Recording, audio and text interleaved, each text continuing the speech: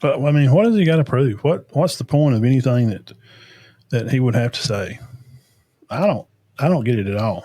I mean, what is to prove with Nick Saban for him to get out there and have any type of leadway or any of that?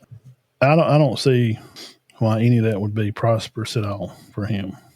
I'm trying to add this over here on the page and see. Okay, so anyway, I don't.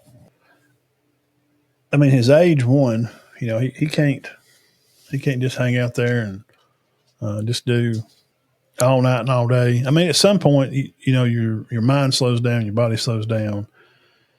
Not saying that he can't do it. I'm not saying that, but Saban would have had to have really got himself together on a big. He needed some help, and there at the end, before he retired, man, we're talking about him and Kevin Steele is like hanging on. Those dudes are old, man. Coach Saban and Coach Steele, they've been around a long time. We're talking about late 60s, early 70s.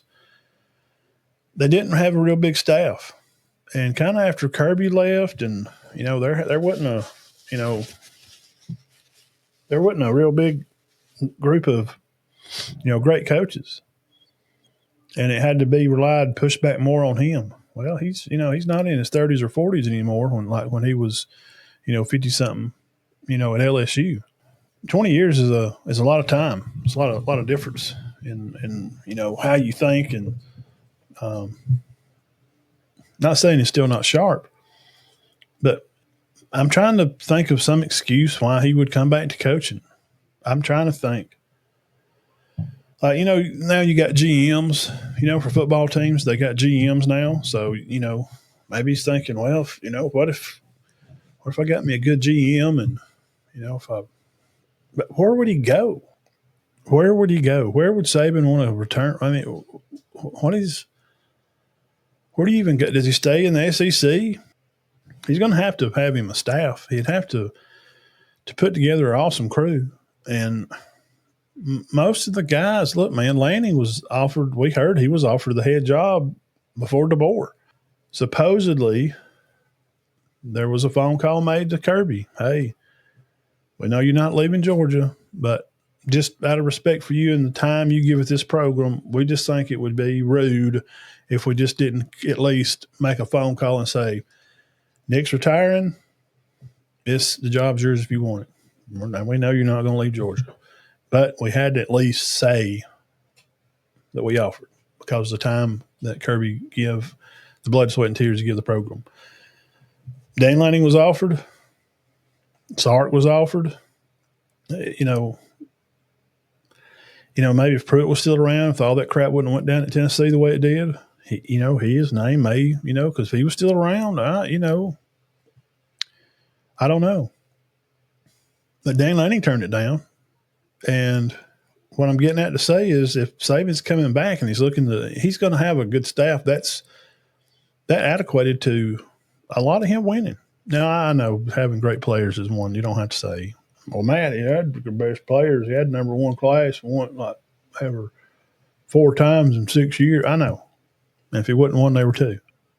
So who's coming to coach with him? If we're going to break this down, we're going to have a legitimate, real conversation, a real live talk. I'm going to sit and look at this camera and we're going to talk about, entertain the idea that Nick Saban's coming back to coach college football.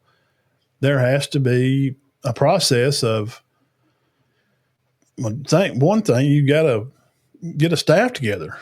That's the first thing. That's the most important thing. Because he can recruit and his name will bring players. Now, here's a question that I had run across on Twitter. If Bama wouldn't have had Bear and Saban, they would have been Ole Miss. Well, that's kind of stupid because if a frog had wings, he wouldn't bump his butt when he jumps too. But it's just talk, just something to create conversation. So I went along with it.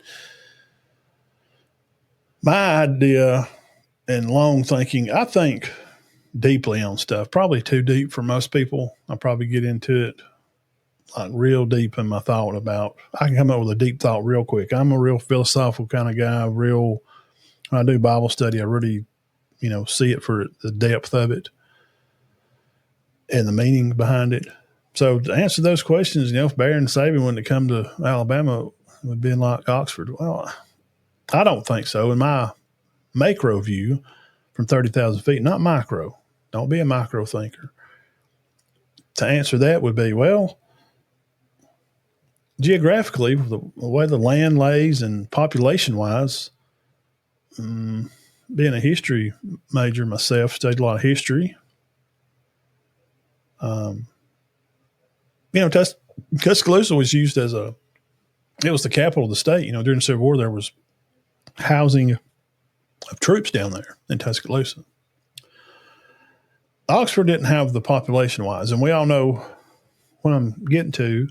The point is, if you got a bigger pond, you're going to have better fish. You just have more to pick from. In Tuscaloosa, the area geographically did.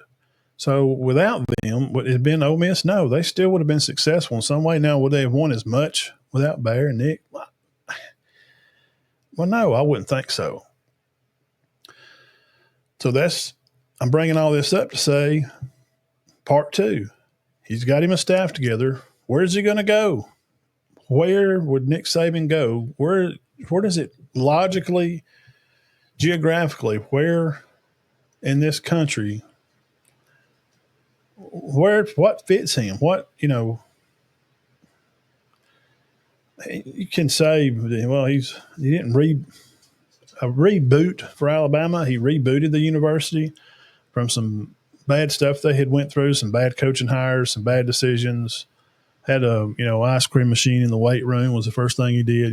Sheila was there, and that's his first act. Supposedly, that's the story. Saban had an ice cream machine taken out of the weight room, had the TVs taken out. It's just getting the basics, that kind of thing. So I don't want to say he rebuilt them because Bama was winning before Saban's granddaddy. Probably, you know what I'm saying? Before his daddy was born, Alabama was winning. So does he want to do a rebuild type thing? Y'all tell me. Hit the comment section and, give me a lot of comments over there. Hey, subscribe to the channel if you're on YouTube and like this kind of stuff. We come on during the week every Sunday right here at Locker Room Sports at 6 o'clock Central Time. Where would he go? Who can he pick to be on the staff? Because a lot of those good ones, man, they're already head coaches somewhere. I don't know. All right. Appreciate you guys.